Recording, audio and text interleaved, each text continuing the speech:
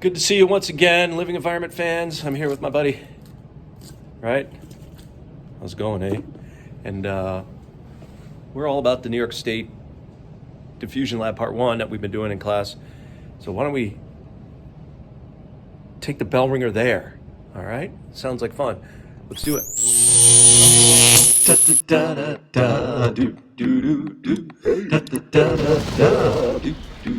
All right. Hey now. Mr. Kovacs class. It's Mr. Kovacs class. You might learn a ton. It's Mr. Kovacs class. He's interested too. It's Mr. Kovacs class. And he's super cool. It's Mr. Kovacs class. Remember the lab you made us, or some of you haven't done the lab yet. I forget. If you're going to make the lab, do the lab. We got this fake cell that you're going to make. And inside that cell, you're going to put two solutions. You're going to put some glucose solution.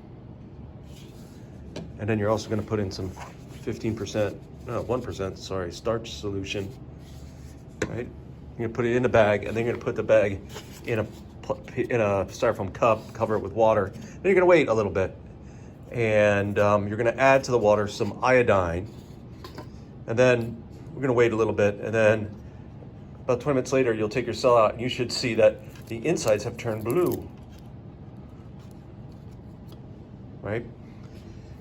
And now that indicates, right, if the insides turn blue, just like we've done in the past, that if you add iodine to starch, it indicates it turns this blue-black color, right? If you add iodine to just plain water, you get no change. If you add iodine to sugar, sucrose, you get no change. You only get the change if there's starch. So that indicates that there was starch put in our little plastic cell. The second test we have to do is we have to then take the water from outside the cell, and we'll see if any sugar moved. And we'll do that with Benedict's test. If you remember Benedict's test, right?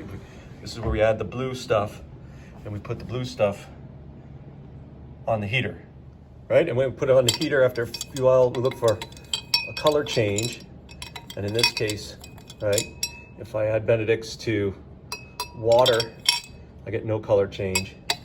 If I add it to starch, I get no color change. But if I add it to glucose solution, it goes from that blue to kind of a green, and might even turn a little more yellowy.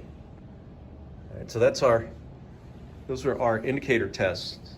So the idea is that we make this little cell, some things move through the membrane. Obviously iodine moves through the membrane. Does the starch?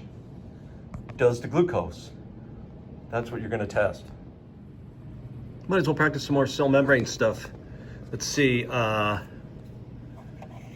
How about letter A? What does that represent? How about letter F? How about these little molecules that are indicated with an I in between the phospholipids? Right? And then in a phospholipid, you've got the D and B. Which best describes D and B? Good.